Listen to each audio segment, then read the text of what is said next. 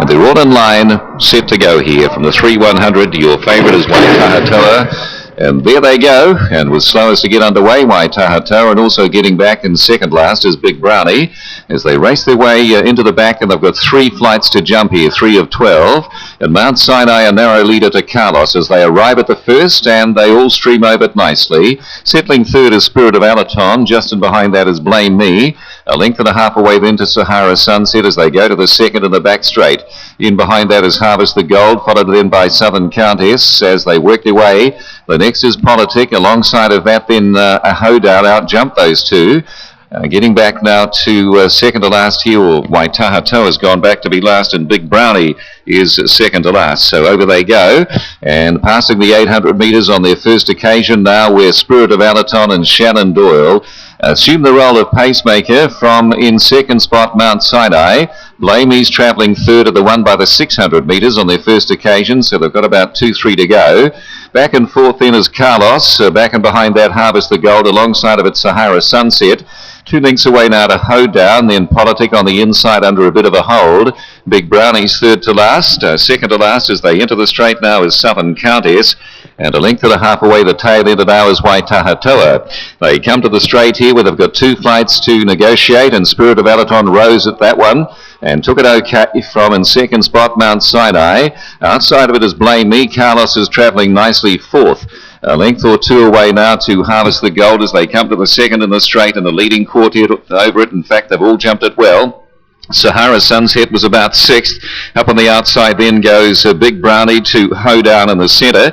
Politic is up against the inside, and Southern Countess, and alongside of it Waitahatoa. They're on the flat now for a wee way as they go towards the 1600 metres. The Livermore Hawke's Bay Hurdle, and Spirit of Alaton led now to Mount Sinai running second. Blamey is third.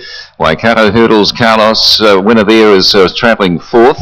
In behind that now is Harvest the Gold to Politic on the inside, joined by Sahara Sunset.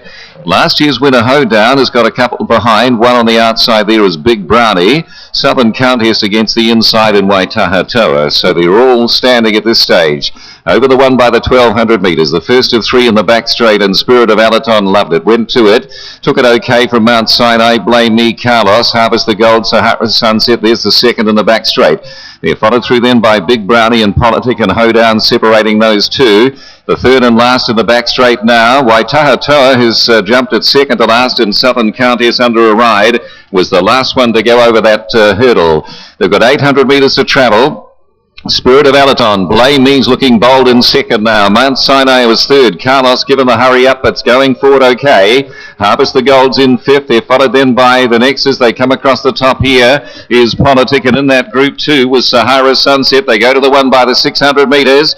Further back in the field now to Waitahatoa. Under a ride then was Big Brownie, and 4 lengths last now is Southern Countess. They're about to top the straight here, and Blame Me went to the front. Over on the inside, Carlos is taking the short way home, made the front. Big Brownie is back in the field here. Blame Me's running second. They've got 2 flights to negotiate the final 2. Carlos went to it from Harvest the Gold.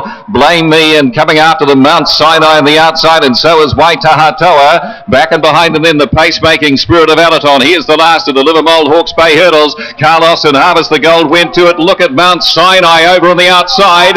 Inside here, Carlos and Harvest the Gold. Harvest the Gold might have got up and beaten Carlos and Mount Sinai. Gap then to Blame Me, Waitahatoa. The next was Big Brownie to Sahara Sunset. Spirit of Alaton. Hoedown was back alongside of it, Politic and Southern Countess. Not sure of this, but I think Harvest the Gold has got the head in the required time here from Carlos. Mount Sinai was strong on the outside, but Harvest the Gold continued a strong finish off in the centre to Carlos, and they've hit the line together, and the angle here a little deceptive for me, but Harvest the Gold, I think possibly from Carlos and Mount Sinai and Blame Me, who looked a definite threat with about 400 metres to go. They went to the last. Carlos took it first. Harvest the Gold was rallying very strongly in the centre. Mount Sinai under the steadier of 68 on the outside. But they hit the line here. Harvest the Gold, Carlos. Harvest the Gold, Carlos. That's the way they've finished, and Mount Sinai third, and Blame Me is fourth in the Livermore Hawke's Bay Hurdles, and we wait the judge, Dick Hunt. Hawke's Bay Hurdles to 7 Harvest the Gold. 4 Carlos is second with 1 Mount Sinai third, 9 Blame Me fourth, 8 Waitahatoa fifth, and 10 Sahara Sunset sixth. 7, 4, 1, 9, 8, 10, time 3:44, 7, 9. So Harvest the Gold takes out the Livermore Hawke's Bay Hurdles. He was third in this race last year and behind Hoedown, and he's been able to go a couple of placings better. He certainly was unlucky last start to the races when Waitahatoa was a faller in front of him, and he ended up finishing third in the Awapuni Hurdles. And what about Stephen Gray? He's only just arrived in the country, and he had his first ride in New Zealand yesterday, and now he's picked up a feature win in the Hawke's Bay Hurdles. Winning trainer is Mark Olligan. Mark, congratulations with Harvest the Gold. A bit unlucky last start, and he's got the due reward today. Yeah, well, we thought that actually. Yeah, we were sort of a bit disappointed what happened at Awapuni, but yeah, no, well, you always hope they can produce it in a big race, and he's sort of certainly done that today. And he's shown that good jumping ability in a very strong field today, the Hawke's Bay Hurdles. Well, I sort of thought that a bit too. You know, it was a reasonable sort of field, and I've got to say the jockey gave him a perfect ride, which is sort of, you know, how much of that was a hindrance throughout the week? Yeah, Cody Singer, who went down at Omadou, and a new man goes on board, and Stephen Gray today. Well, there actually weren't a lot of options, and this guy had been riding in Australia, and he'd won some good races in Ireland, so he could obviously ride a bit, so we took the option and put him on. Hey, well done, mate. Thanks a lot. Mark Olligan, the winning trainer, and the winning jockey is Stephen Gray. And Stephen, we'll grab you now. Well, Stephen, I bet you didn't think this was going to happen a couple of days ago, winning a feature race in New Zealand. No, I was just lucky enough I got a spare ride on him. One of the jockeys that was supposed to ride him got hurt, and I came over to ride for a friend of mine, Francis Finnegan, so he's been trying hard to get me a ride, so it's great.